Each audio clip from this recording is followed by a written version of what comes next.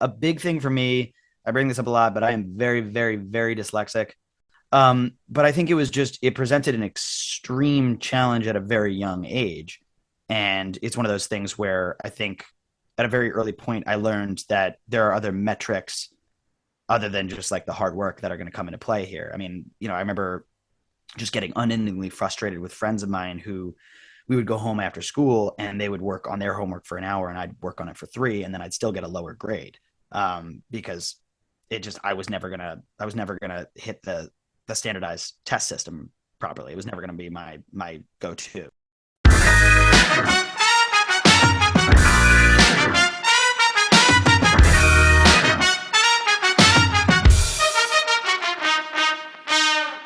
Welcome to the Funny in Failure podcast, a podcast that celebrates failure and shines the light on the emotional side of comedy, with yours truly, Michael Kahan.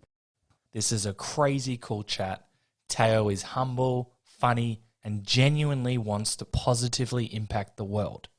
I was left speechless quite a few times. There's so many examples that spring to mind.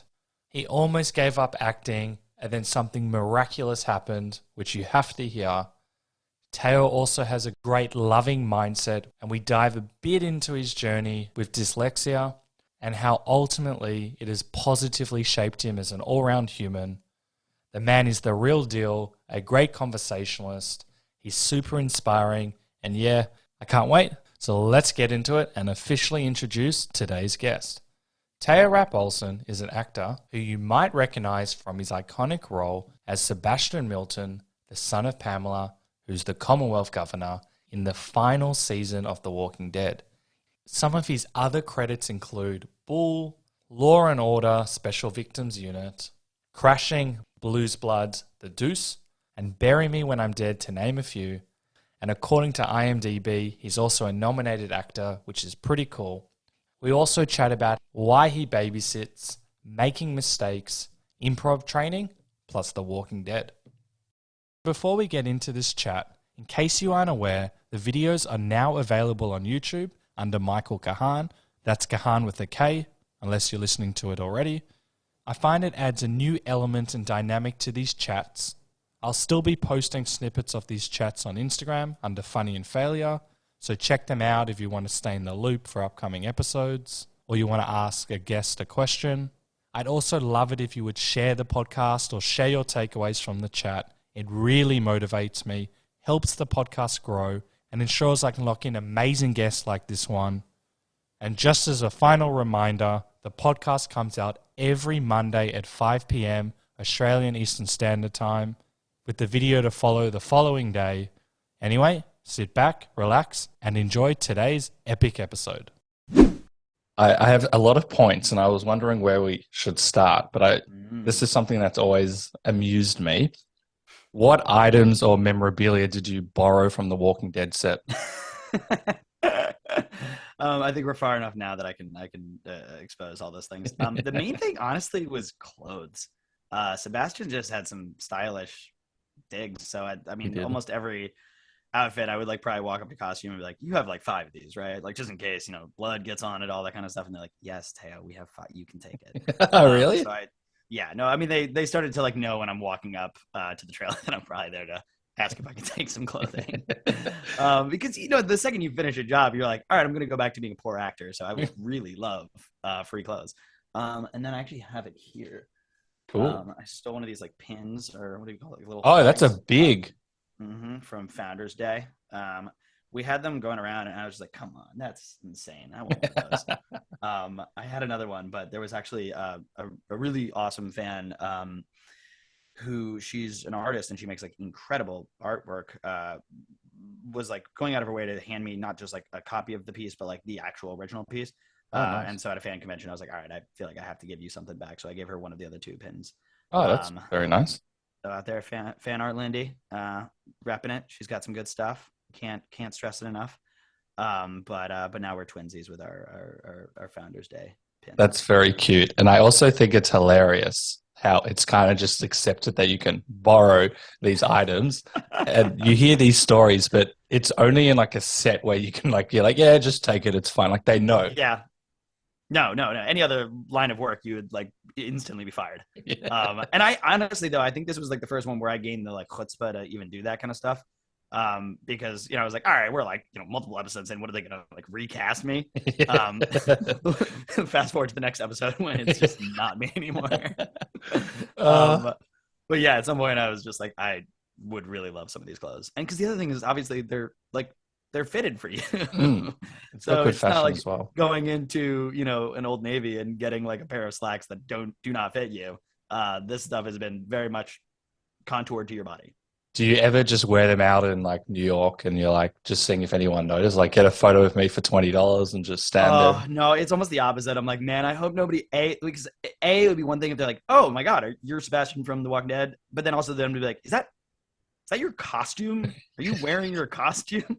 Were you hoping somebody would recognize you? Oh. I think that would be the moment where I would just like be like, all right, where's the nearest manhole that I can Just scroll it. Oh, that's amazing. I've heard throughout like people have taken ridiculous things. Have you ever seen anything or heard of someone?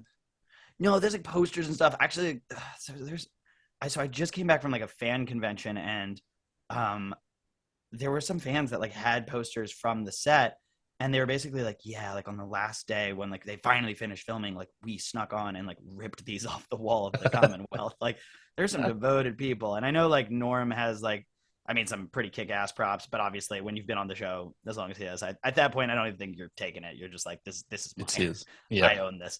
And Greg Nicotero, who's one of the major producers and does like all the gore behind it. I'm like, this is gonna sound weird, so I hope he doesn't hear this, but I'm like dying for an invite to that person's house because apparently it's just filled with like weird, cool movie memorabilia, both from like Walking Dead, but from other projects he's worked on, Oh, and man. just like a movie nerd who has like OG prosthetic things and stuff like that, and again.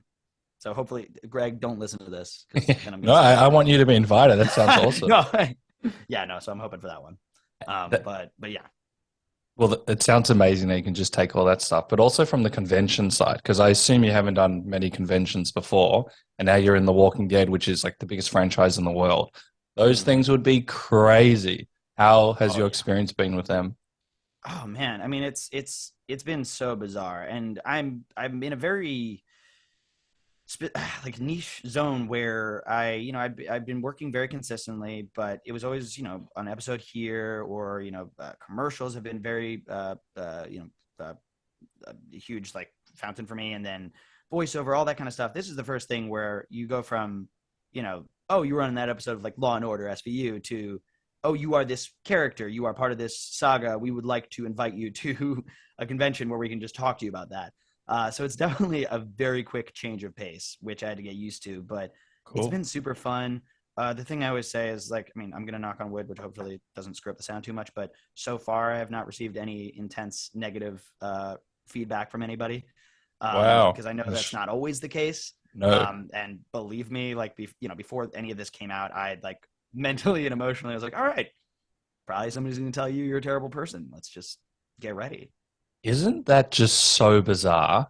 We have had a few examples where people assume that you're the character and they get abused on the street. Mm-hmm. And I just cannot wrap my head around it. Do people It's forget? Do crazy. they not understand what?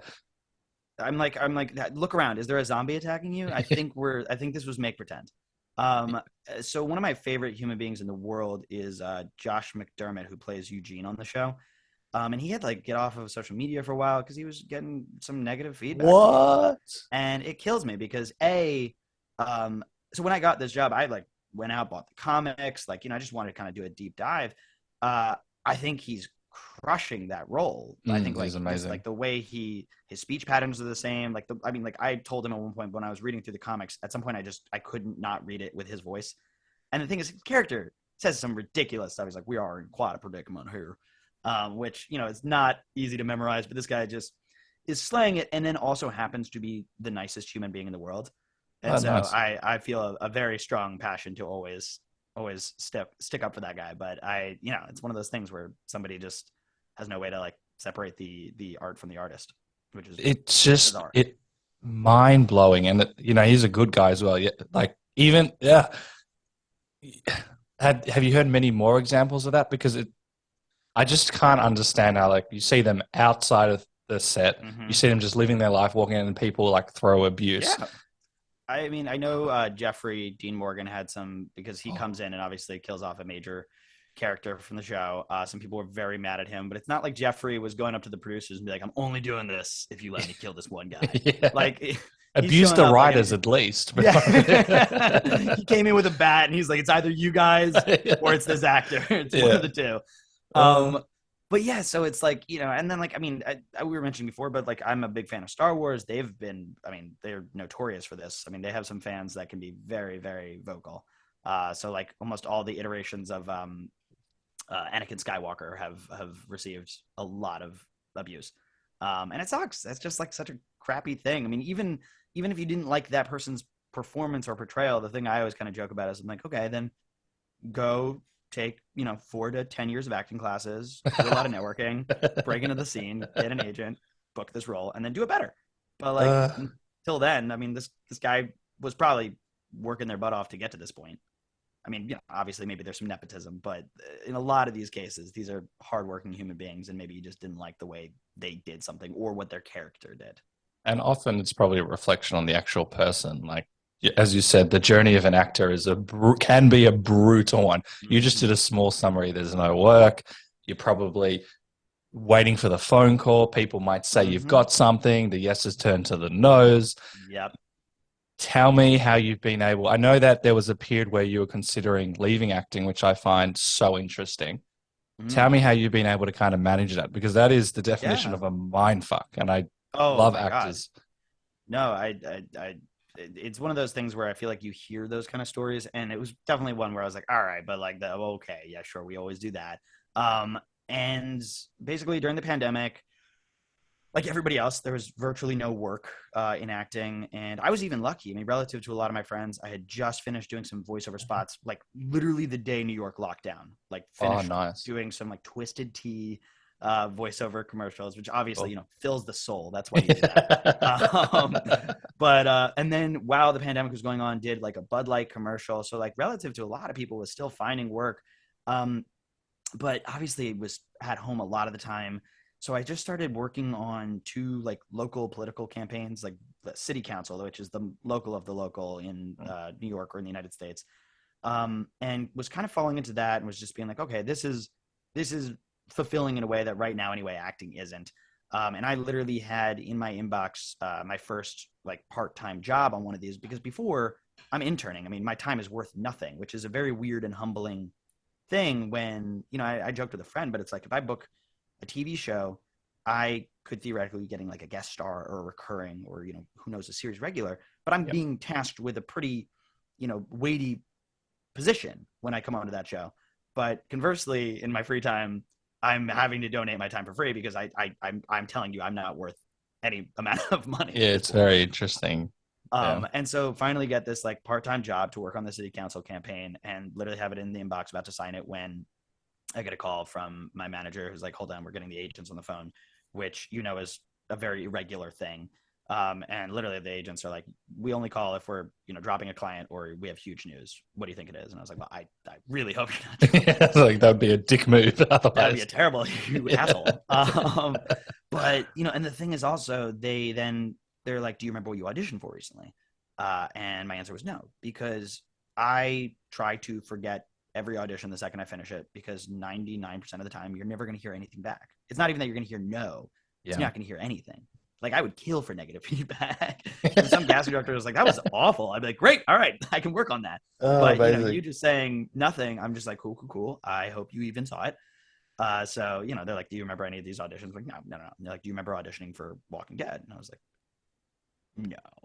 And literally just like fall to the floor, in shock, because obviously that's just a game changer. I was, prepping. I mean, I'm talking like I'm going to be just canvassing and like phone banking, which no, disregarding for how important that is. It's obviously between working on The Walking Dead and canvassing, there was a priority list. It was a tough decision. It was a really tough call. I almost turned it down for a very minimum wage canvassing. But that was just a moment where you're like, okay, that like rarely are you given such a like 180. All right, my foreseeable future is just changed. I'm going to be going down to Georgia on a regular basis, shooting this show. And when I had booked it, it was originally 3 episodes with the potential of more. And by now, actually, we've gotten all the episodes, so I can say this, but it's 8 episodes now. Yeah. Which was, is nothing that you can really foresee, and you're kind of just flying by the seat of your pants a little bit, and you're just like, okay, I hope this, it's clearly working. I hope it continues to work.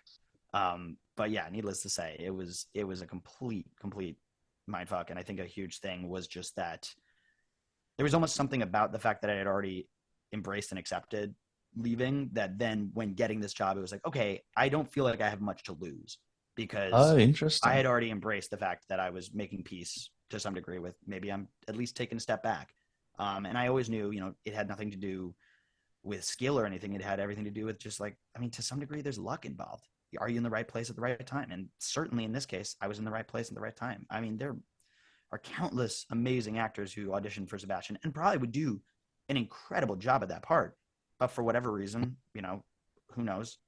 Casting chose me, and I got the opportunity to do this thing, was so grateful for it. But it was also a thing where there's been tons of times where I've auditioned for something that I knew I crushed, didn't hear a thing back. This just happened to go my way.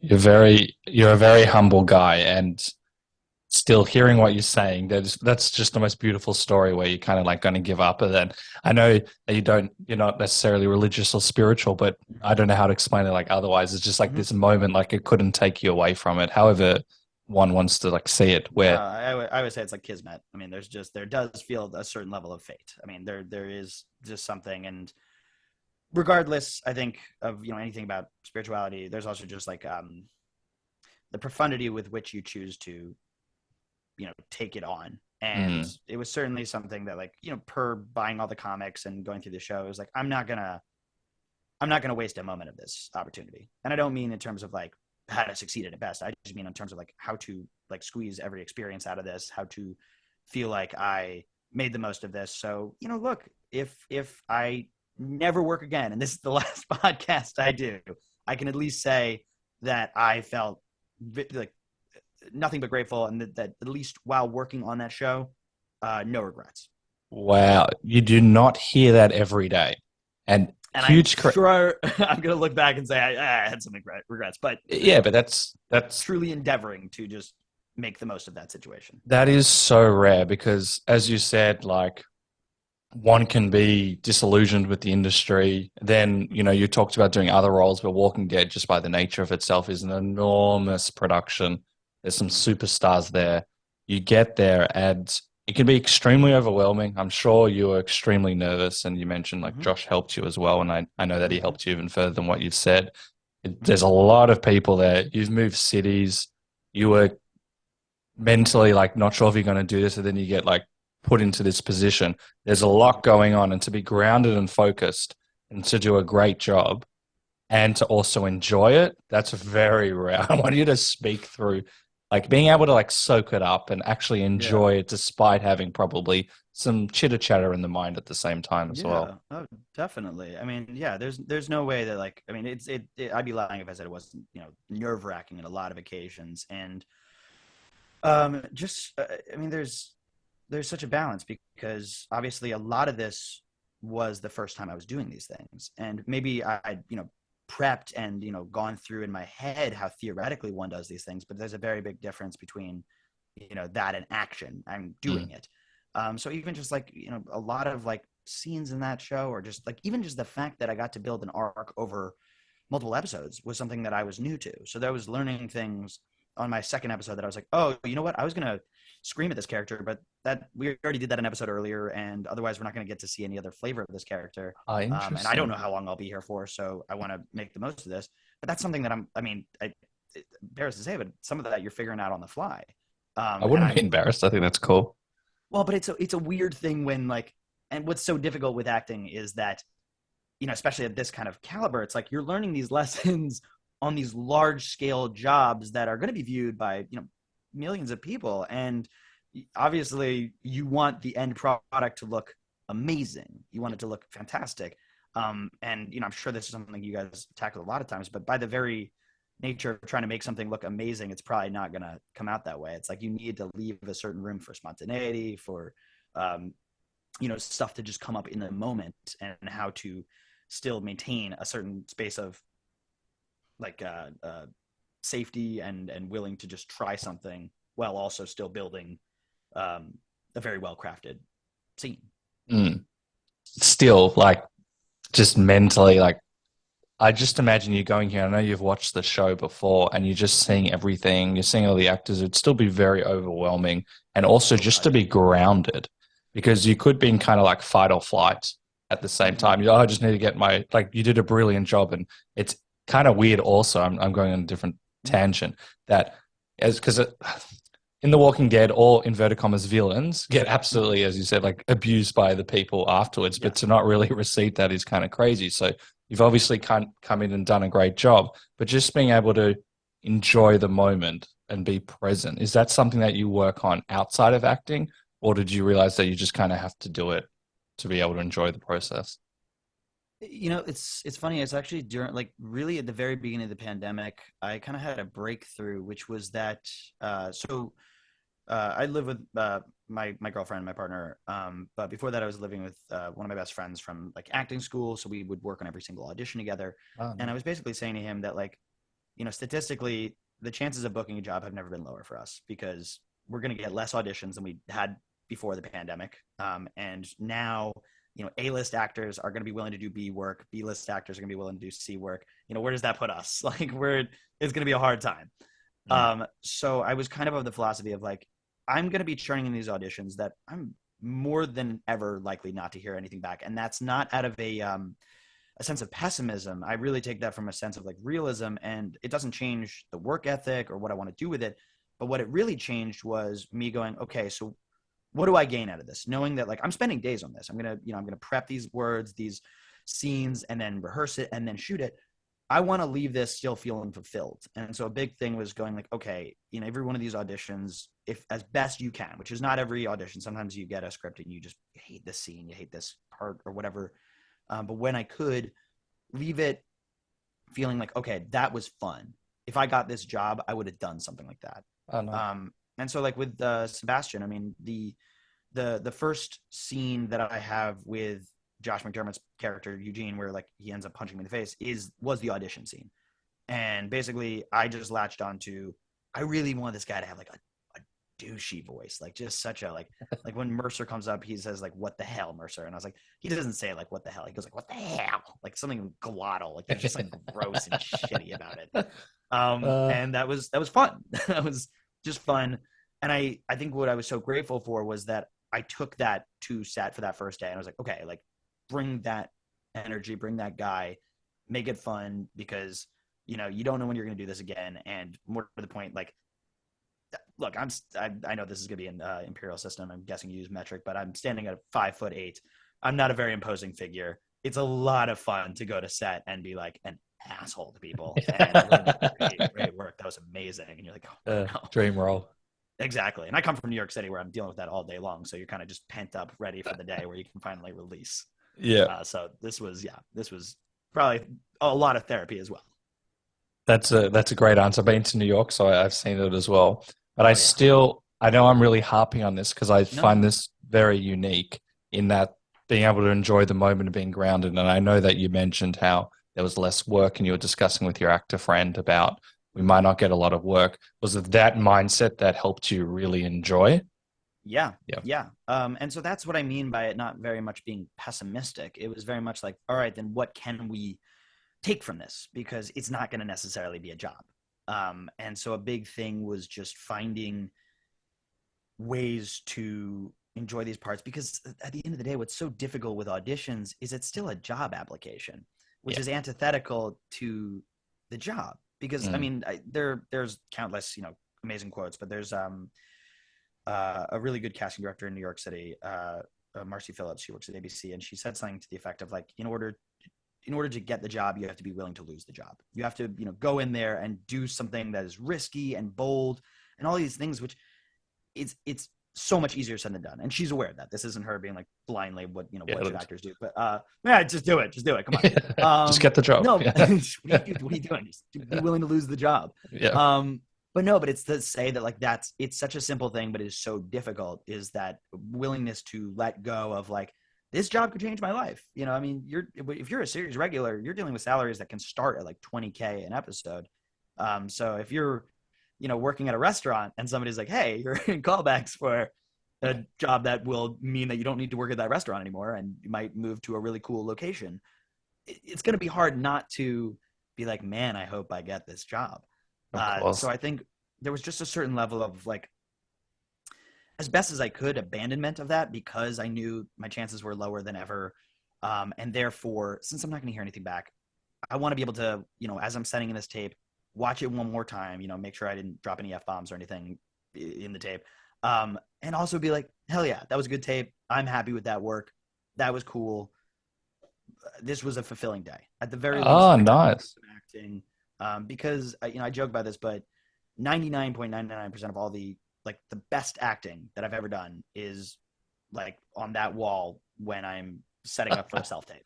It's self tapes. It's these auditions that probably 5 people in the world have seen. And, I've had ones with like friends, vice versa, where I'm watching that, but like after we finish, one of us, the reader, is like just in silence. And you're like, dude, that was incredible. Like if we were in a packed Broadway house right now, holy crap, like everyone would be losing their minds. So but we're not. We're not. We're in your bedroom. No, it's gonna be you, man. We're gonna probably grab a beer after this and talk about it and be like, wow, that was great. But it's gonna be us like fanning each other's egos. So, but it leaves an imprint with like the casting director and other people as well for future projects. Sure. And the good news is that like per the like no feedback, a lot of times you don't know what anybody is receiving of this. You don't know what's going on. I mean, with Walking Dead, I didn't hear back for, it was almost like 3 weeks. The thing was that I had actually just had this conversation with my manager about kind of being like, I got one foot out the door. She heard back days after the audition that they're like, hey, we're very interested in Teo. Keep that like on the lock. We're going to, the tape is going up and up and up the chain. She didn't tell me a word of this because she was like, you already got a foot out the door. I don't want to come back to you after 2 weeks of you going like, well, have you heard any more? Have you heard any more? And me being like, it's going to the other guy, Yeah, it'd be crushing. He happens to be 2 inches taller than you, and I don't know, looks like Lila Robbins for whatever that's worth. But, just that kind of stuff that's just out of your control at that point. I want to pigeonhole that because that's also brutal. But in terms of playing it safe and in my extremely limited experience in performing, the one time that I did stand up, for example, I was going to play this big character and I had my lines 10% rehearsed, but I got up on stage and I'm like, oh, I can't play this character. And I didn't have the confidence at that stage. I've got it now to actually go out there because I was trying to play it safe. And as an actor, and you alluded to this, it's very easy to just play it a certain way because if we play it too big, it might be embarrassing or it might be wrong or, all of the mind games. Yeah. Did you realize that straight away coming right out of the gate of college, or did you have to kind of like shift the mindset, or what's been your experience with it? It's so funny as I talk about this, but the day I graduated college, somebody asked me a question, and it's one of the smartest things I've ever said, and then promptly forgot it, and like I had to relearn this lesson. So this is not me being like a guru, but they were like, "What was one of the most fundamental things you learned in college?" And I was like, "To make mistakes, to fall on my face, to be okay with that, and get back up and try something again, and be comfortable making those mistakes." And then I promptly forgot that for several years and was very scared of making mistakes and, was doing a lot of safe acting, very like holding on to things.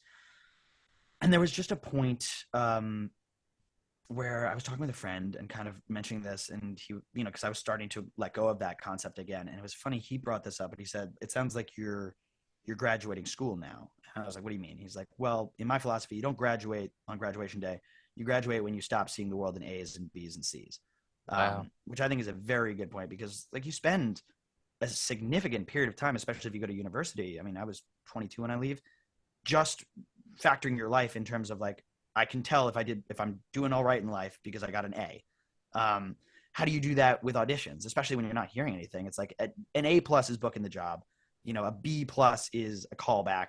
A C is they contacted your agent and were like, hey, he was great. He's not getting this part, but he was great. What is not hearing anything back? It's going to probably turn into a D or an F for you. And so you just building that up in your head and be like, man, I'm getting a lot of Fs and no A's. Like, what am I doing wrong?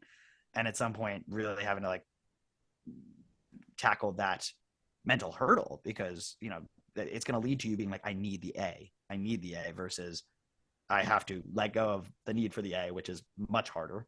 And in doing so, build a philosophy that gets closer back to that original thing of like, I'm willing to fail. I'm willing to fall on my face and do something stupid.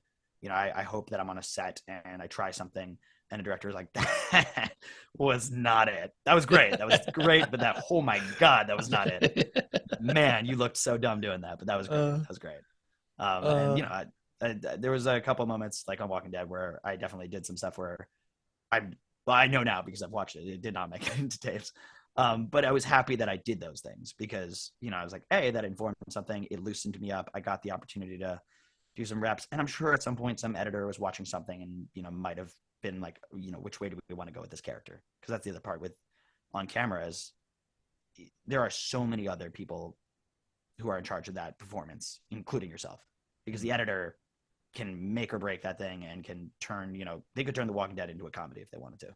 Like you can really, if you know your chops with editing, you can make anything. And crazy. so, yeah, oh yeah, it's wild. But so there's also a desire to just be like, I want to give this person as much ammo to work with, so that when they go back to the editing floor, they can go, ooh, you know, that's interesting, but we already just saw, you know, this other choice, so I'm not going to use that one, but that's good to, you know that it has that. And then maybe when we're re-editing the scene, because all of a sudden the producers got back to us and said, you know, we're in a time crunch and this episode needs to be 2 minutes shorter.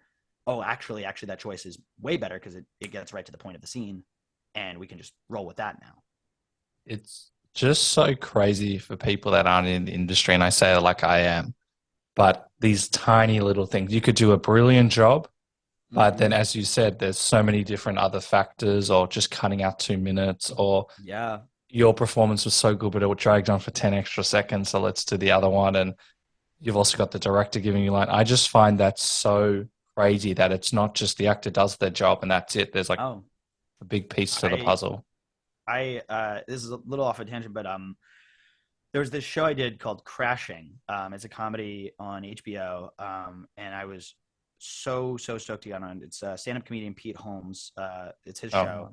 And the part was just like, I loved it. It was just like, basically he's like just starting to break up in the comedy world and he's going to like play a synagogue. And it's just, you know, a terrible place for a stand-up comedian. That's amazing. Right? He's also the only non-Jewish stand-up comedian at this event. And he and the like 2 other stand-ups are talking and this like awkward adolescent boy walks up and is like just trying to get into the conversation. And it's like murder. And of course it's me. And it was so much fun to do. And this is a show that like they roll on like 4 cameras. So they were just like, I mean, the improv was just off the charts. And I'm sitting next to 3 people who have like clearly put in their 10,000 hours in funny. And so it was just like a masterclass to watch that, but to be lifting with them was so cool. And we finish and I'm chatting with one of the stand-ups and I was like, wow, that was awesome. That was a great scene. He's like, oh, that was amazing. It sucks that it's definitely not going to make it into the episode. And I was like, what do you mean? He was like, wow, it's just way too long. Like it, and think about it. Like it's not necessary. It, like that scene doesn't inform the next scene. It's just a funny scene. And I was like, oh man. And then lo and behold, we watch it and it's not, I am a background extra in that episode. Like there's one shot of me like sitting on a bench with my family and it was super fun. It was great. That's but crazy. Both the scenes were cut because both of them did not inform anything about the bigger part of the story. We've heard so many examples spring to mind. I hope that you can get that to put on like your tape or whatever. I forgot what it's. Oh, like a reel? Yeah, which you probably didn't. I did not. I didn't have the balls to contact them. I probably should have, but somewhere on some, you know, piece of literal film is a scene of Teo Rapp Olsson with those guys. It's kind of like crushing. At least you got to experience and be part of it. But still, we had a lady. I've got 2 examples. A lady was there to film on a ship. It was like a little tiny ship. I forgot. Geez, I can't speak English. But anyway, and they got her for the whole day. She had this whole massive role. And then they're like, you know what? It just doesn't fit. So enjoy the little cruise, enjoy the food. And she wasn't actually in it at all. But she was going to be a major character in that episode. They're like, oh, if we cut this, which we can't do, then the rest doesn't make sense. Yep. Yeah. And she's a pretty high level actor as well. And the other one, this is my favorite one. He had a guest who was on Inglourious Bastards, Mhm. and he had a really big role. And I think he was one of the mains. Yeah, he had a large role. He had a lot of scenes with Brad Pitt, Oh my god. and they removed everything. Like I think he had like someone will correct me, at least 20, like 40 pages worth Oh of being in it. god. He said he had one line by the end of it. Oh. He had major role, and that's a brilliant film as well. I Like, would ask the bear Jew to kill me at that point. yeah. I would just bludgeon me with a baseball bat. He was the second to the bear Jew as well, Oh, and no one told him. And he goes to watch the show. no, yeah, Yeah. He goes to watch it. He's thinking he's one of the main characters. He's been filming for God knows how many months. Him and Brad Pitt are best friends. Oh, And he's God. like, they cut that. Okay, they cut Yep. that. Oh my God, Yep. they cut that. Uh-oh. God.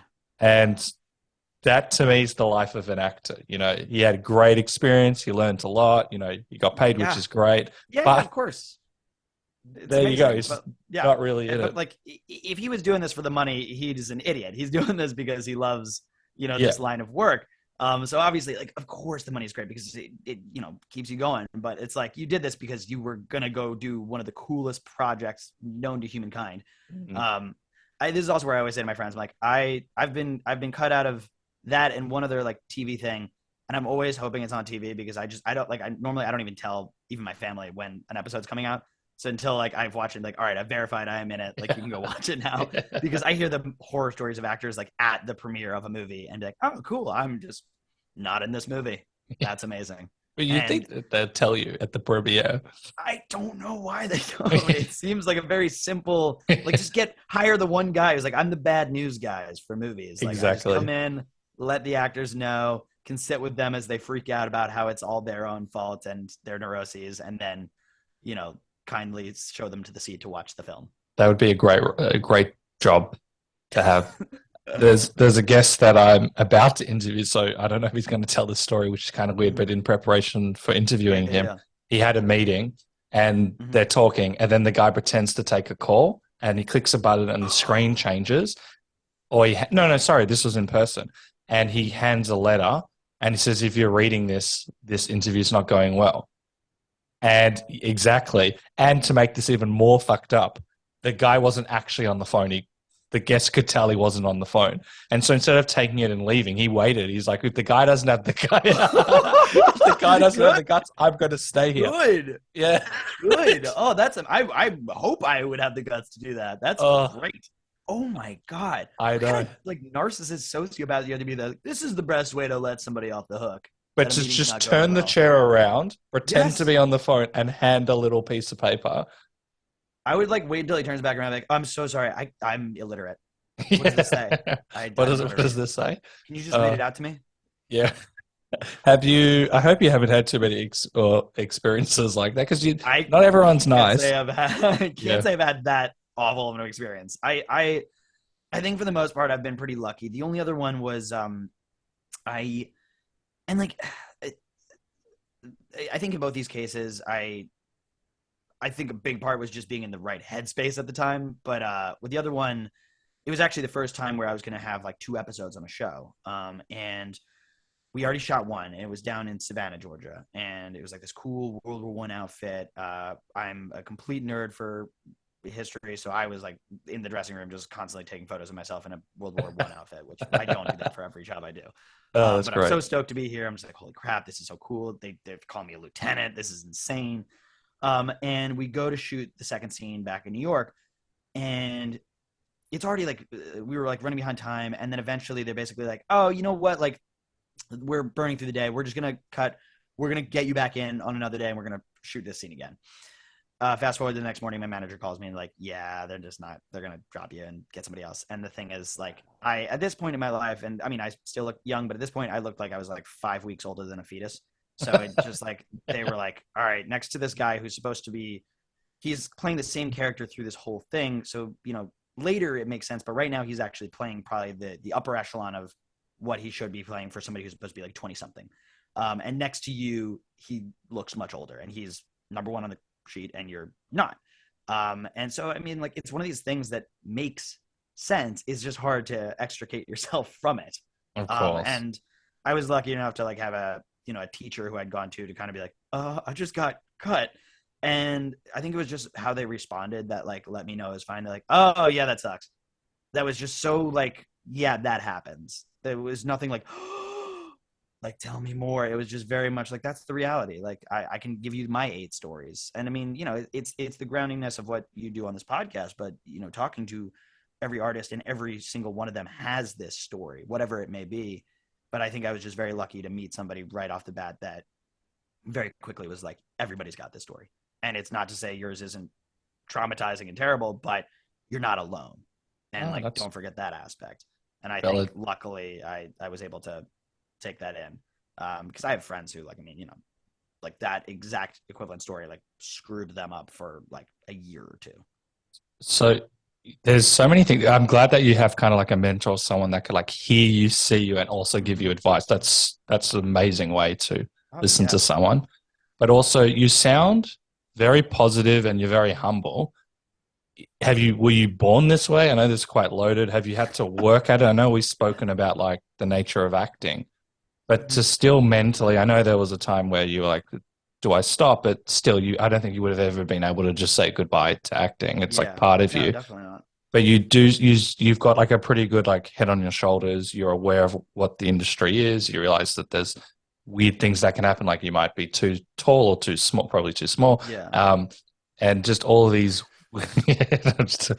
all these like second, but I was like, yeah, that's good. and I was like, shit, I bet that was a joke. What if I was like, this is over? I'm sorry. Wow, he's really weirdly intense about his height. No, you said that you were small, but you know what I mean. Like your eye color might not match. You might not look like number 1 on the call sheet. That often takes a lot of like practice. So I assume you've had to work at it or surround yourself with inverted commas the right people. Or has it been learning on the spot? Tell me your secrets.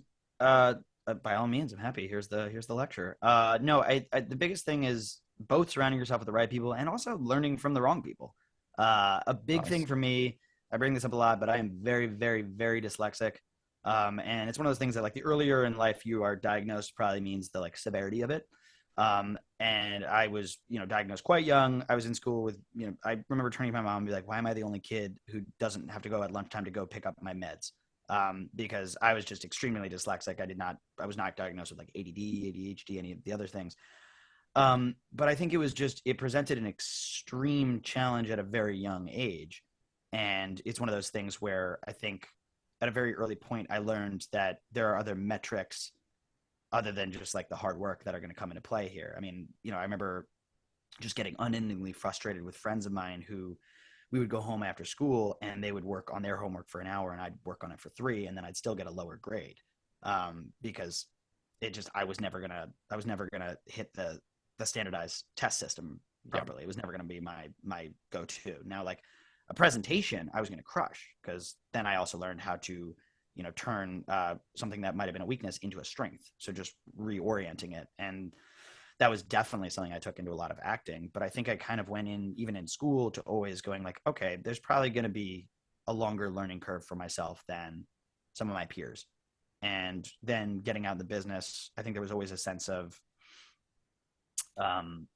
groundedness when it comes to like taking criticism or things of that nature. Nice. And knowing like, as long as, this is not like cruel, if it is truly like constructive in some manner, then I'm going to listen to it and I'm going to go back to the drawing boards and keep working on this. That's rare as well, but that's pretty awesome. I mean, I really do chalk a lot of that up to having a learning disability.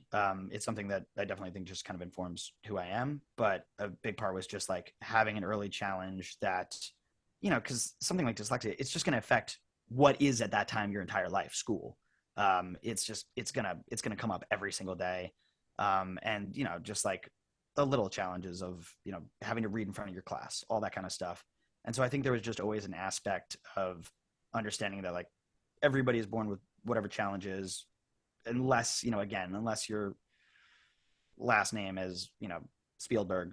And even then probably you will, I don't want to, I get what you're saying. I don't want to listen, but no, the point being that like we're all going to have whatever those challenges are. And I think just having an early one that was just so visible kind of helped cement that lesson in, because I know people that like in college were still, had never really confronted that kind of a lesson. So therefore for them, like leaving into the real world where, you're no longer part of a school where you're going to be guaranteed plays every semester, we're just like shell shocked by the fact that they hadn't worked in a minute. And that was something that I felt a lot more comfortable. Like, yeah, I might just not work for a while.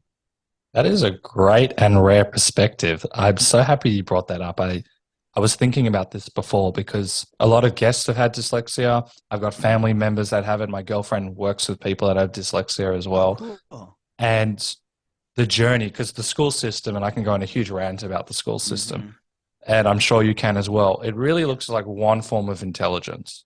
Yes. And that's just kind of rote learning for the majority of it. And that's not really intelligence, like conversation. You got empathy. And also the way that you're able to, like you've talked about criticism, that you learned kind of some hard lessons early on, but it informs you in a positive way, not a bitter, screw everyone, they're wrong, not me, that type of mentality. But for you at a young age, because, man, that's tough. And we could talk about this for 200 hours. You probably thought, and I don't want to put words in your mouth, I'm just hearing what other people said. You probably thought you're an idiot. You probably thought there was something wrong with you. And none of that's true. I'll give an example on my end. And I don't have dyslexia, but I went to a Montessori school. Yep. And this one, I'm a big believer of them, but this one was not a great one for various reasons. And so I didn't learn school curriculum. So when I came to my private school, and I was doing all the standardized tests, I thought there was something very wrong with me. But it was also, I never learned this before. Yes. And there's so many different ways to learn. So if they say do like division, I'm like, what's a division? I can't do it. And so then you grow up thinking that you're not smart and it's been a bit of a journey, but it, as you said, it informs you. But to still not be like resentful or hateful or realize that there's actually nothing wrong with you, that in itself is really tough. So how did you do that? There's so many questions. I mean, look, I this is such an easy giveaway answer, but like, I also have to give her credit, but like, I love the bejesus out of my mom. My parents separated when I was 2. My dad lives back in Sweden. I have a very lovely relationship with him, but obviously she was the one who was day to day raising me. And so, especially with things like, confronting dyslexia at first, like she just really went to the forefront of like learning every last bit about it, like on just an analytical level. Cool. And so really kind of understanding, but like, basically like when I would finish a school day, like into high school, even, I mean, my freshman year of college, I would call her sometimes to be like, here are the assignments I can do. Here are the assignments I can't do on my own. So I will do these ones while you're still at work. And when you get home, can you read these things to me? Because it's too dense for me. It was, I think, only like my senior year of college that I ever read one of my books fully independently of any like, voice program or anything like that. Because it wasn't like I could read it, but it's just, I was never going to be able to digest all that information. I was never going to be able to do anything with it. It was just going to be useless. So it was just, it felt like an utter waste of time. Yep. Whereas like, if I'm listening to it, it was already much better. I mean, like today, I'm a huge fan of podcasts. I listen to most of the way I consume information is by listening. I have like multiple news podcasts. I have multiple, like sports ones, multiple, ones for just like fun, interests, things like that.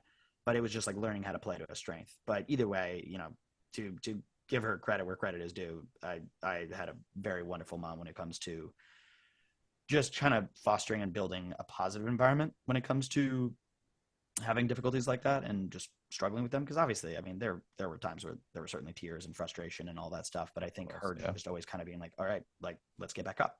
Let's do it again. And so like for me with acting, I didn't want to do acting at first because it's all scripts. And I was terrified by the idea of doing, scenes. So she found improv classes. And I loved improv because obviously you're just making it up. And I like, that was my favorite activity after school, was running to that. And finally it was an after school program where they also did semi-professional kids plays. They asked me to audition and, turn to my mom being like, no way. And she's like, let's try it. Like, I'll help you memorize a monologue. That's all you got to do is memorize a monologue. And so, literally we're going line by line. And then once we've memorized one line, we'll tackle the second line. And once we've tackled 2 lines, we'll tackle the third, and so on and so forth. So she was just exceedingly patient. And I think always fostered like following passions, which, you know, again, is easier said than done, but she just did a tremendous job. So as much as I'm very always loving, you know, people complimenting me, I gotta pass on some of this credit. She did a wonderful job. Okay. Well, congratulations to both of you, but your mum to be able to really rise to the occasion, as you said, she's working and to go up and beyond, that is awesome. But it's also awesome that you could kind of do that, because there are so many people who would feel disillusioned by the system. As we said, there's so many different forms of intelligence. School is like really basically one. Yep. And I'm sure, you know, you mentioned like tears, but you probably, and please correct me if I'm wrong, you probably had like low self-worth at some stage, or probably thinking you weren't smart, which we know is not true. But to like, I mean, yeah, no, just to piggyback off that, like 1000%. But I would also say like there's parts of that like, I mean, that comes up now. You know, I mean, there's times where you lose that kind of self-worth. You know, I joke with like friends where it's like, all right, whose turn is it to be, you know, hating themselves, and then we can pick them up again, because we're all going to be doing this on a very cyclical basis, especially in the arts, because it's an insular business in that you are your own product, and it is so difficult to therefore, you know, go long periods without hearing anything from anybody, or not getting an audition, or the last time you got one, you didn't feel good about it, and your worth is so, you know, intrinsically tethered to that last time you worked, even if it was just the audition.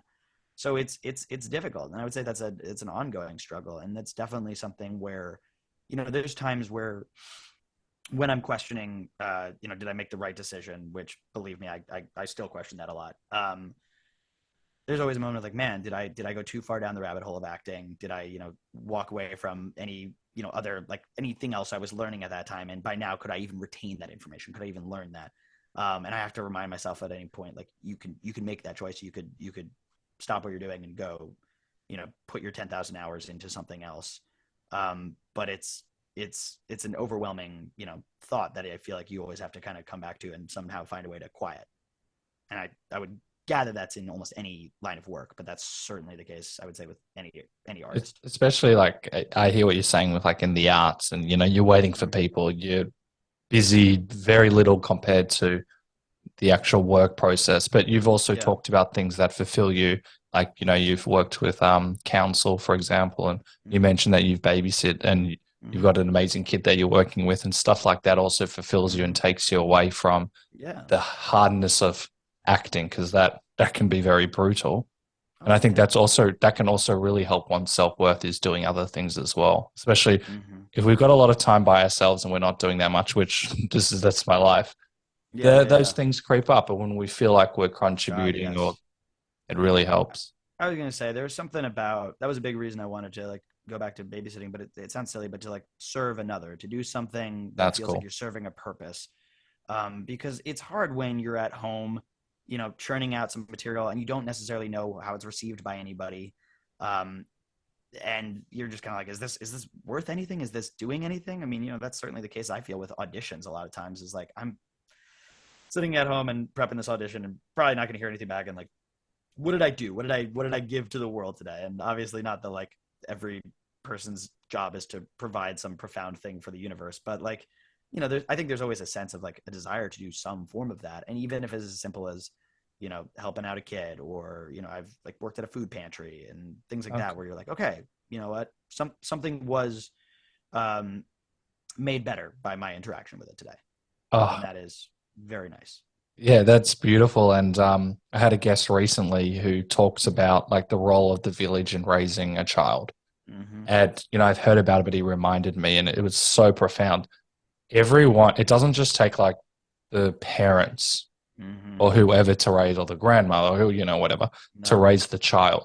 It takes everyone in the environment. And he gave the example of like the uncle, where you, even if you're not the uncle and you're the friend, let's hear it for uncles. Yeah. Whoop, whoop. I should get some music. And I think it was really profound, because we can really change someone's life for the better. Yes. It doesn't even need to be a kid. It can just be someone like walking. But the kid example's brilliant, because you also have the non-attachment side, where you're not their parent, you have to do this, but you can really inform that child in such a positive way. And that's what actually changes the world.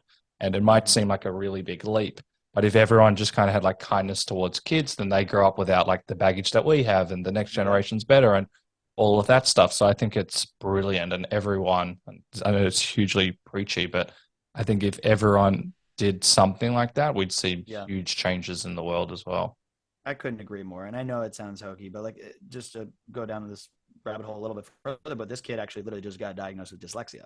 Oh, So that was cool. and it was not something that I knew walking into it. It was literally just like when I picked him up the first day from school, and I was like, "Oh, why are you at this school?" And he was like, "Oh, I just got diagnosed with dyslexia." So there was also just something that felt very like kismet about being like, okay, I get to now be a role model for you of what it can look like to be a more, fully formed human being. And he doesn't have to know that I'm not a fully formed human being. I'm, a man boy who's pretending, but But that's to him, at this point, it still looks like a fully formed human being. And that was a big thing, was kind of being like, I want to be the thing I wished I had. And I had aspects of that, but also the parts that I didn't. I would love to make sure that somebody else does get that, or at least my perception of what that is. And I'm sure I'm going to screw that up in some way, but at least endeavoring to do so, and endeavoring to yeah. No, sorry, that cut you off. Intention is key, and you're going there with the best intention, and then the mistakes, which will happen in everything, but it's if you came in like wanting to like screw over the kid and be like, you're dyslexic and there's something wrong with you, then you're an evil person. But you've gone in there because you want to genuinely help and That'd share. be so messed up, but a part of it would be a little funny. Yeah, great sitcom. Got him. Yeah, got that kid so bad. Yeah, exactly. You'll save that. This is the dumbest place. Not the dumbest place. This is not a terrible place to get a quote from, but the quote that I really, really like live by is it's in Harry Potter. It's in the second book, Chamber of Secrets. I don't know how familiar you are with the. No, I've read all of them. All right, cool. So he just gets back from the chamber, and he's like ripping Dumbledore a new one, basically being like, "How the hell did you not like tell me all this stuff?" And about just learning that like Voldemort went to the school and that had a very similar background to him, and like the Sorting Hat almost put him in Slytherin, just like Voldemort, and he's basically being like, I could have easily gone down this way, and Dumbledore's like, yeah. What's the difference? He's like, well, I chose to be in Gryffindor. He's like, exactly. It is our actions that define us far more than our abilities. You chose to not do those things. It doesn't matter that you have a lot of the same powers as he does, or that you're like connected to him. You made an action. You made a decision that he did not make. And I am a huge proponent. When I heard that, I like had to pause it because I was obviously listening to the audiobook of this. But I just remember like running that over my head and be like, it is our actions that define us far more than our abilities. And so, dyslexia, any of those kind of things, it's like that is the abilities, but how do I want to act upon that? How do I want to receive that? And per, what you're saying of like, you can be positive or negative. It's like, of course, and don't get me wrong, it's not to say that every day I'm being positive. There's plenty of negativity. But I think there's always a huge amount of a feeling of like, what did I end up doing versus even necessarily why did I do it? Sometimes there can be something where you're like, yeah, but I was kind of being selfish, but it's like, yeah, but you still, I don't know, talk to that elderly person for an hour and made their day. You didn't have to do that. And even if part of it was like, oh, I was hoping they would, I don't know, give me that last cookie on their plate, you still did a nice thing. And so that's kind of where, I don't know, a huge philosophy for me comes from. And I don't know if that's really weird that it's from a Harry Potter book, but that's the case, man. I did not want to interject because that is the greatest soundbite. That is fantastic. I don't want me to appear on screen. I'm so happy. I think that's beautiful. And there's a reason Harry Potter is the most popular book of basically all time. I could not agree more. And on that, there's a thing that I've made up called positive selfishness, where you can, and I think that's actually a good thing. You're still doing what's right for you and doing what's right for. We don't even need to call it selfishness, but. I on kind of in tandem with that, I had a moment where I was talking to a friend about, in order to be selfless, you have to do things for yourself. Like in order to have the capacity to do that for someone else. And a lot of times I view that as very selfish, those actions from it. Even if it's like, you know what, tonight I'm staying and I'm playing video games. I'm doing something that is just for me so that I can recharge the battery. I don't think that's a bad thing. I think in order to be there for somebody else, it's okay if you need to gain something. And even in the act of doing, if you need to gain something, that's okay, because as you're saying, it's still the action. The action was to still be there for somebody, to still support them. Yeah, and it's the old, I agree with you 100%, and the old cliche that you need your glass full before you can kind of help others, or at least relatively. But if you're like down Yeah. at the dumps and you obviously try, but Yes. at And the end of the day, we have to, I've done that. oh, I've do you have definitely, a, well, no, but I mean, that was a huge learning curve of just like in relationships, both, intimate relationships, but with friends, of being like, I have exhausted myself. And therefore I'm mad at this person in a way that I don't really have justification to be, but I am, because of the situation. And so, that's been a huge thing that I've struggled with in my life. Cause there's a fear of confrontation. I don't want to like let somebody down. And so a huge thing has been always trying to find ways of being like, okay, but reset for a second and, take care of yourself so that you are in a position to want to take care of somebody else and to be there for someone else, because you can't do that if you are, drained at the end of your battery. it's so important. And I've only been recently learning this. I used to be the guy who would, if I had like a second free, I would have to occupy that with someone. Yep. And I was seeing Yep. like much earlier on, like so many people throughout the day. And then I was like, I actually can't sustain this. And then when I realized like I Yes. had like my first like Saturday night free for whatever reason, Mm-hmm. I was like, wow, that is like awesome. Like you could literally feel like the energy moving in your body. You're like, whoa, I'm powering up. And then slowly, Yeah. and I still need to learn this lesson, but it's actually really important and we don't talk about it enough. Mm-hmm. Mm-hmm. And I mean, dude, the other thing is like, I find myself having these kind of revelations and also knowing and kind of being comfortable with this, that like, I'm gonna forget it again. Yeah, I'm gonna fall back on yes. my face. I'm gonna do this. I'm gonna overbook myself, and that's Yep. okay. I'm gonna keep working on this. It's not like one day I figured out. Okay, stop. Seeing people that are pushing negativity into your life.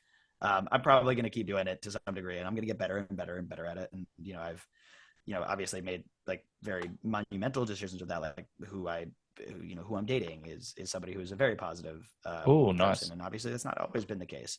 And like I've made very clear decisions to like not prioritize relationships with certain people that I'm like, what, this is not healthy. This is not healthy for me. I don't even know if it's necessarily healthy for you, but I'm going to extricate myself from this because it takes away from my ability to be there for the ones that matter most to me.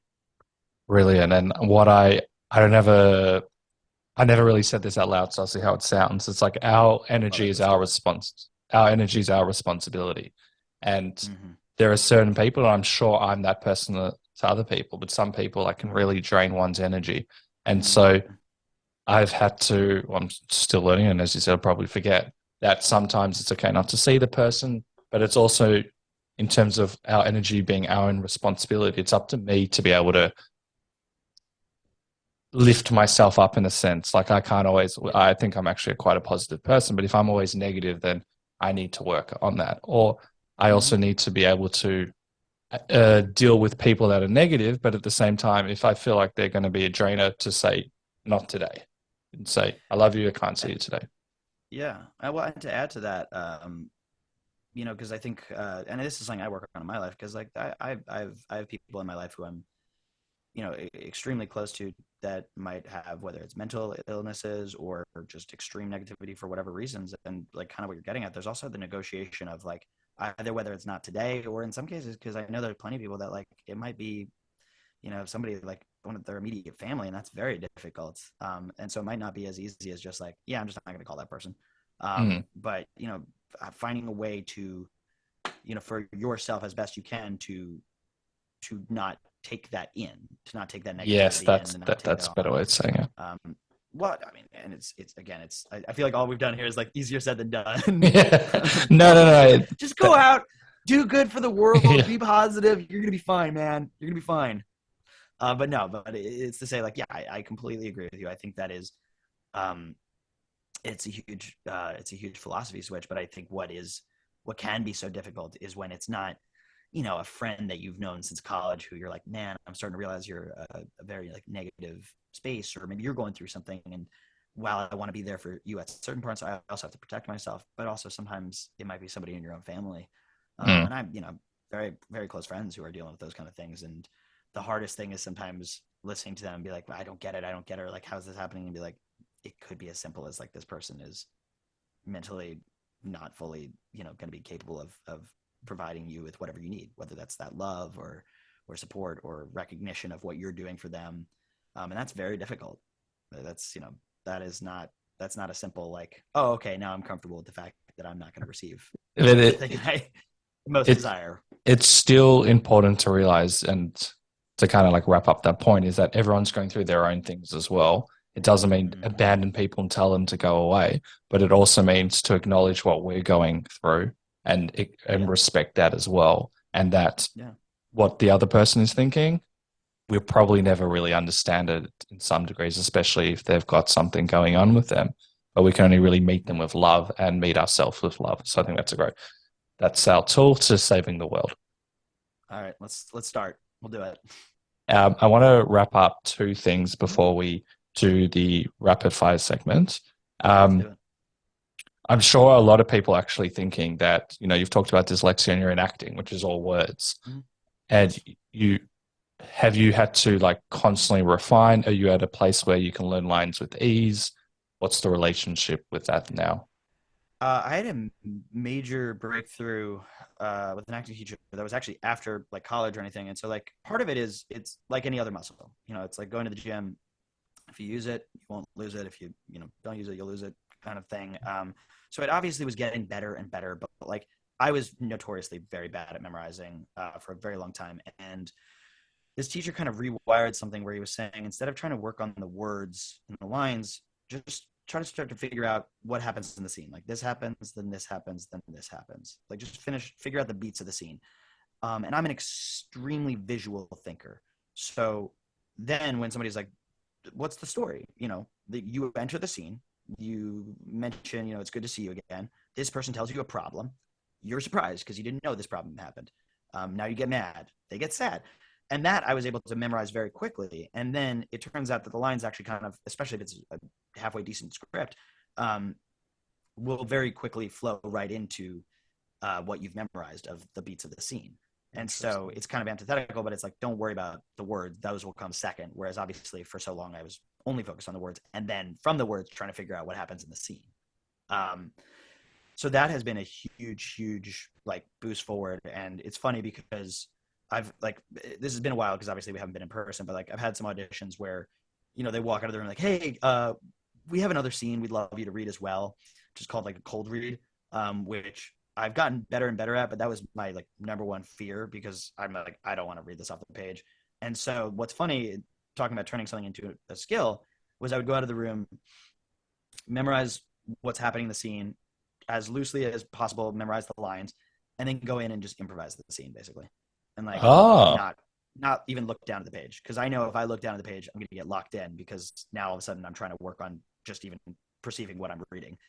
So I was like, I'm not going to look down at this page. And it's funny because they would always be like, wow, like you left the room and memorized that and it looks so good. And I'm like, no, I was just trying to avoid a problem. Like, I'm happy that it comes off that way. That's a great benefit. But I was doing this to protect myself because I knew that I would not, come in and do a good version of this if I'm trying to read the script, which is obviously what most actors are doing because they don't need to worry about looking down. They can look down and look back up. But I know unless I really feel comfortable with it, I can't really look down and look back up. That's just, it's a case by case basis for me with scripts. But like there are certain auditions where even if I feel comfortable having the script in my hand, sometimes I can do it. But there's other ones where I know that if I look down, I'm going to be trapped. I'm not going to look back up at you.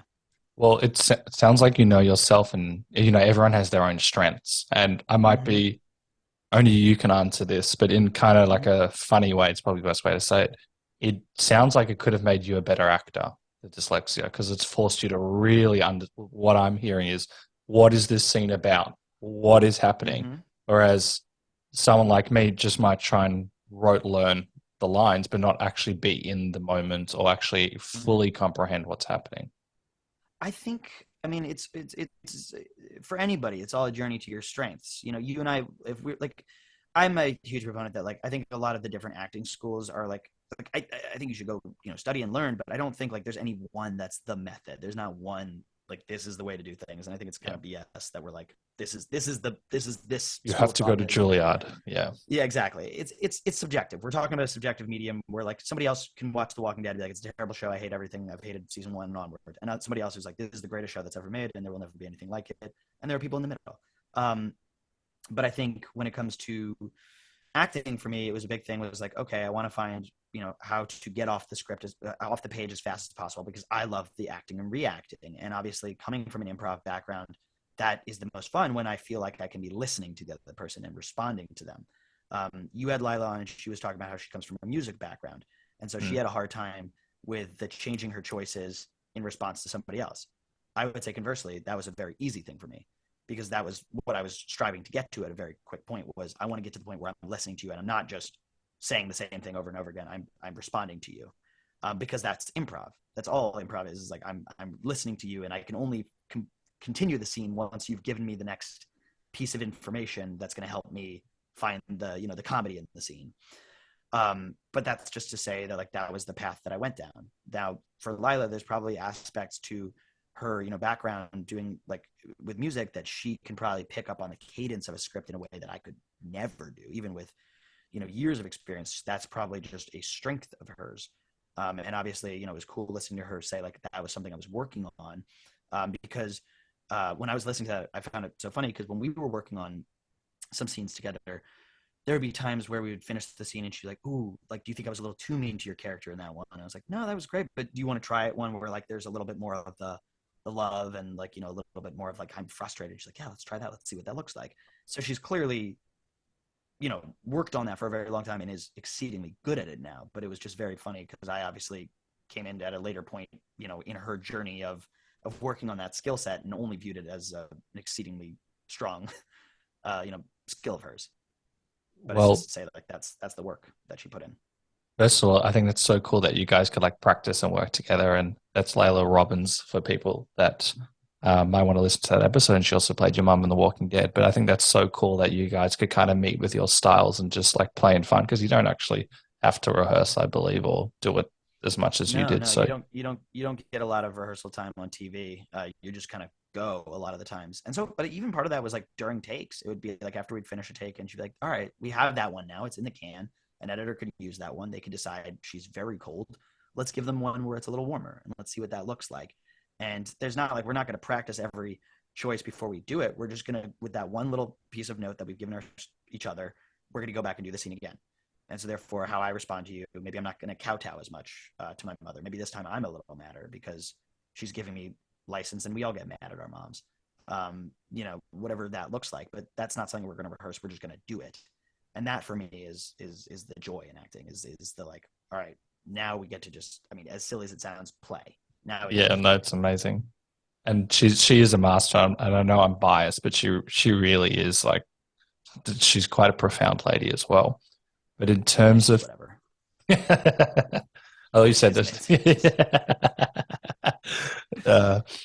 You were talking off air about how much you love her as well. But No, stop it. Don't say that. Mom, I was lying. In terms of improv, we can talk about this for ages. And I think improv is a secret power. It's a life skill as well as an acting skill. When you first started, because I know that I think your mom kind of, it sounded like pushed you to do it. Did it kind of like click for you? Did it make you feel better about yourself? Was it just plain fun and kept you in the moment? You didn't have to worry about all the other stuff? All of the above. Oh, nice. I think it was just something where, because I was running around my house with like a sword in my hand, recreating the Battle of Helm's Deep, like on a regular basis. I clearly had a very active imagination, and just wanted to do, make-believe stories. And so she was looking for a way to foster that. And obviously me telling her like my fear is I don't want to read anything. So she's trying to find a way to work around that, which is pretty ingenious to find improv. But that was instantly what kind of clicked. It was like, okay, this is super fun to me. And right now at an age where I'm not really ready to confront that hurdle or challenge of having to read, because the other part is like, apart from just memorizing those lines, for months, you're going to be on a stage reading it off the page, like with your castmates. And that was something I was terrified of. I mean, I remember doing like, what's the Little Prince. and he says, rose by any other name would smell just as sweet, which I know is from like Shakespeare, but they used it in this play of it, and I read it as a rose by any other name would smell just as sweat, and just said that with utter confidence and conviction, and then like two girls just burst out laughing, and obviously I went home and was mortified with myself for a while. But it was those kind of things that I could just so easily avoid with improv because I wasn't going to have to look at anything. And I think it taught me that I have, a really, I can think on my feet. I think I have a good sense of timing when it comes to jokes. But all those kind of skill sets, it was just kind of fostering. And then on top of that, I was just having a great time. And clearly enough so that I wanted to then confront the challenge that would be memorizing lines, would be reading the scripts in front of other people, all that kind of stuff when it's not the polished final version that everybody's going to come to see. That is brilliant. I love improv. I've been doing it for a little while and I recommend everyone does it. Awesome. I completely agree. I don't think there's you don't need to do it just to like get into acting or something. Like you can do it just to like gain confidence to just fall on your face. I think it is an amazing space to try something out, especially if you find a good, healthy community, which obviously there can be ups and downs with anything, but like if you can find a group of people that are willing to just be with you as you make the dumbest joke that is not funny and be like, hell yeah, let's do that again. That was terrible, but let's do it again. Then you're in the right place. I can't tell you the amount of times I've been in improv scenes that were dumb, but we were all like cackling after and we're just like, this was great. It's the best environment ever. And I've said so many stupid things, but people don't care in that environment as well. They're like, okay. Yeah. Either laugh or like, okay. But all we're trying to do is lift each other up. That's all, the scene is incumbent upon us to lift each other up. Like it is by the very nature, that is what I should be doing. And if it's the yes and rule. It's like, I'm not there to nix anything you're saying. I'm not there to tell you this is what the scene is. I just have to agree with you and keep it afloat. And I think it is a very useful skill in anything you do, especially for collaboration or teamwork. I think it fosters that very quickly because you're going to learn that like, if you're the guy who's trying to demand, this is how the scene's going to go, you're never going to be in the funny scene. You're going to watch your friends be in the funny scene who are all agreeing with one another that this is what it's about. And when you ask them afterwards, like, did you go up there and think we're going to make a scene about like how you're afraid of snakes and you're in a snake store? You're like, no, I was planning on doing like a father-son thing. Like this was way out of left field, but then I just had to agree. And then, he said I had a phobia and started freaking out. That's, improv. Brilliantly said. Yes, everyone has to get their daily dose of improv. It's the best thing in the world. So what we're going to do now to wrap up the podcast is to do a quick rapid fire segment. So the first thing, how funny is it if I just completely fail this and you're like, wow, he kind of sucked at like thinking on his feet. There's there's no such thing, but two, it would also be really funny if you just answer the wrong thing. That would be funny. Lemon. Yeah, that's like, shit. Okay, that's not your name, but that was not good. Sorry. Anyway, no. Rapid fire. Rapid fire. No, you can take it. Honestly, these things are never rapid fire, but anyway. I'm sweating bullets over here. That's great because this is the make it or break it aspect. Mm-hmm. What are you most proud of? I think a big thing. Obviously, there's so many things like one can think of. One thing really lately that I've been thinking about a lot was before any single episode of Walking Dead came out, I had to make peace with me putting my stamp of approval on like my work, and kind of going back to what we talked about at the beginning, not knowing what anybody is going to receive this as. People might pander this and say this was terrible. This was such a dumb choice to get this guy cast as this. And I remember being on set and making like bold choices and being like, okay, even if everybody else hates this, I have to know that while I was shooting this in May, I thought this was good work. And I think I've done this for long enough that I have a decent enough view of good work that I have to make peace with that. Even if everybody else doesn't think it's good, I will always know I think this is good work. And so any of the positivity has been amazing, but truly like kind of building that self-worth and confidence to be like, no, I'm going to say this is good, regardless of anybody else, was just a big like step forward in life, because it was on such a big like stage, but to kind of just be like, no, that's, I think is important, is to recognize your own self-worth, even if you're not going to necessarily get external validation. Brilliant. I'm not going to comment on them, but You hit every single note, tied in a few things as well. Next big dream or goal? Historically accurate war film. I just like I'm a complete history nerd. I would love to sink my teeth into something like that, where I could just go off and like listen to some books on tape about a specific event in history and just like delve the absolute hell into that. So you're not going to write like an Inglorious Bastards or something like that?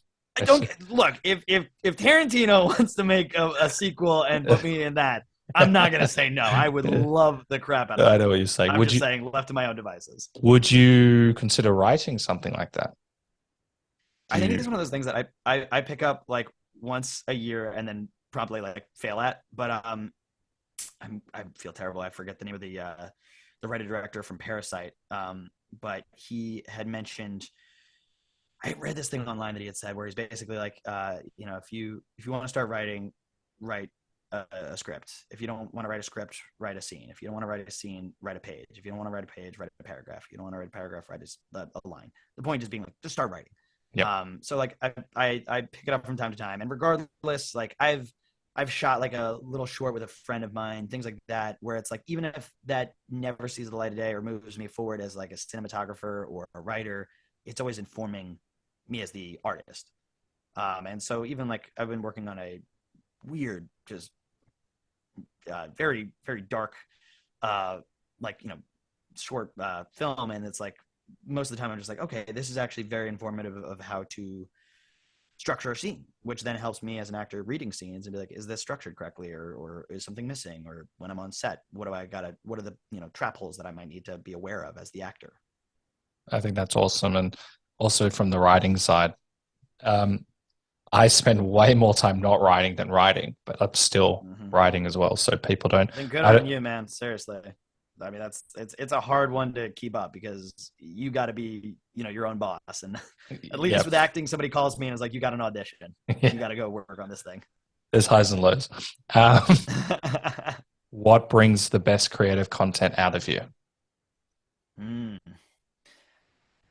Collaboration with writers, with other actors. I love getting to that point where now we're getting to work on it. So like, I mean, when I'm prepping an audition, the part I hate is the sitting there and memorizing lines. As soon as I can, I try to get up on its feet and like work with a friend, rehearse it, run it, and that's when it becomes fun. That's the part that I spent all these years banging my head against the wall trying to get onto TV shows and plays and all this stuff is for those kind of moments when you've read the scene a million times, but all of a sudden your friend says this one line in a way that you've never thought of it being said. And you're like, oh, that's the scene. That's what it's about. Got it. Cool. Let's do it again. Let's try that. Very cool. That's the best part. What keeps you motivated? It's when doing a job. There was one scene in Walking Dead where I'm talking with some of the main characters and we're on like a hill in Georgia. And I remember like at one point between scenes just sitting down and kind of like luckily being present enough to just be like, I'm sitting on a hill. There's a zombie behind me. Everybody's in like full gear. And there's like 100 people here. And there's nothing else in the world that I'd rather be doing right now. This is like truly bliss. This is what I want to be doing. And so I think there's a certain level of like chasing that same high, but just chasing the desire to go off and play again. And I think there's a motivation in like whenever you get those auditions, it's an opportunity to do that. And especially when you get a fun one. I mean, I had a horror audition not that long ago, and it was like a 5-page scene, which is a lot for an audition, especially like a high stakes. It's the scene where like everyone realizes, oh wait, this isn't fake, this is real, in a horror movie. And it was just so much fun. I'm, against my closet door, freaking out, screaming like as like somebody's like trying to choke me and all this stuff. And you're just like, this is ridiculous. This is ridiculous that I'm getting to do this with my day. But if I get the opportunity to do that stuff, and when enough of those, eventually lead to doing it, on camera in front of a crew and a cast, and that gets made, or whether it's on a stage. But I think just chasing that desire, and the dream isn't necessarily the like success in the terms of like, being in some big budget movie, but the dream being the consistency of just doing the thing you want to be doing. Very nice. No, I said I wouldn't comment. What would you do if you knew you cannot fail? Lila said a really good thing, which was like just like ski jumping or something. I was going to say something dumb where it was like just walk into every casting office in New York and be like, you got to cast me. I think that's great. How good would that be? That would be awesome. Outside of that, walk onto my favorite soccer team and be like, put me in the next match. I'm telling you guys right now, I would crush it. If I could trade all my talents in acting to be a mediocre soccer player, I would heavily consider it. I love that sport. I am not good at it though. I was about to say, I hope you got the Swedish side and not the American side. They're not that good either, and that's the worst part because I always go with Team Sweden, and I'm always very mad like halfway through the Euro Cup if we're lucky halfway through. Also for the people who are watching, but I have a cast on my wrist right now, which is from I was a goalie and I broke my wrist. Oh, I didn't notice that. Is that recent? Really not that good. Yeah, the 10th.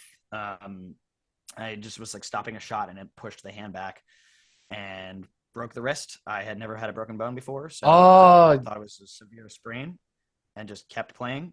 And then afterwards, I took off my goalie gloves and looked down. I was like, that's not how a wrist is supposed to look. And yes. Went to the ER and they were like, yeah, you broke that wrist. That's for sure a break. But I actually just had to have surgery on it too. So I'm like, yeah, in the later stages, but hoping to get back out and play some more subpar soccer soon. I apologize. I had in my notes to ask you how you're feeling about it, but I'm glad that it's okay. You're totally fine. You're completely fine. No, I again, it was very weird. I haven't had surgery before or anything. I know we're running 10 on time, but I will leave with one of my favorite stories. I did post this on somewhere, but this is just my favorite thing in the world. So part of it is like there's a localized anesthetic in your arm. They put a shot in your neck to do that. Eventually, at some point, they just decided to put me under. I don't know why I was put under, but I was under. I wake back up. Surgery's over. If anybody who has never gone through like anesthesia, it's like the first 2 seconds of waking up from like a crazy dream where you were really deep under, where you're still like, am I dreaming? But for like minutes, you are just like, I do not know what's going on right now. This is a very weird space to be in. A male nurse walks up to me and he's like, man, the neck's looking better. And I was like, oh my God, what happened in surgery? What is like, is my neck like ripped open? And only then am I realizing he's referencing a scene that happens to me in The Walking Dead. And he's like, yeah, it's a crazy episode.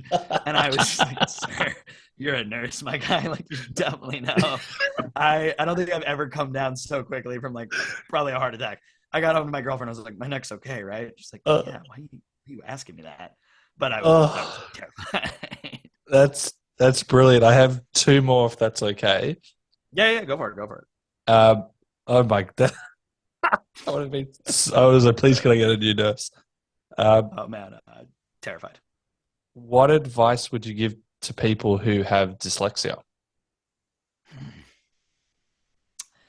Something you were talking about, but is truly that you're certainly not stupid and you're certainly not disabled. You're differently abled. And so like for me, that manifests itself as like I'm extremely visual. I got to the like on-camera department at NYU for acting classes, and I jumped into like the top 1% of my class overnight. Like everything made sense. Editing made sense. All that kind of stuff was just like, oh, of course that's how it works. Whereas, like script analysis of Shakespeare, I was sitting there being like, I do not understand iambic pentameter to save my life. So it's like finding those strengths, and for everybody it's going to be different, but I would just say knowing that you're differently abled and looking for those strengths. Brilliant. And before we go, and we ask how people can follow you and keep up to date with you, what is the one question I should have asked you? What's the one question? Dang. I mean, you've done a good job, man. This has been thank you. Really lovely. What's the one question?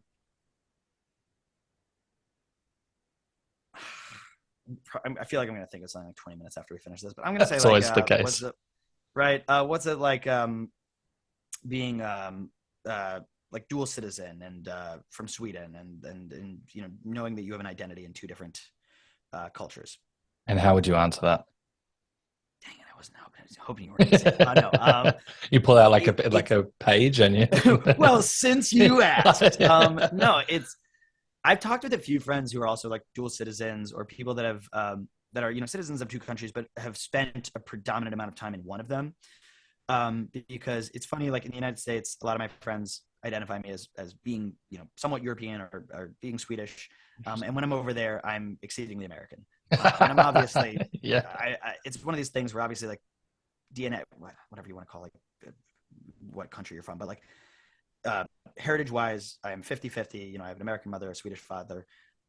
In terms of who I am, I'm obviously, I would say, far more American, just obviously by proxy of where I grew up, my sense of humor, my cadence, all these kind of things.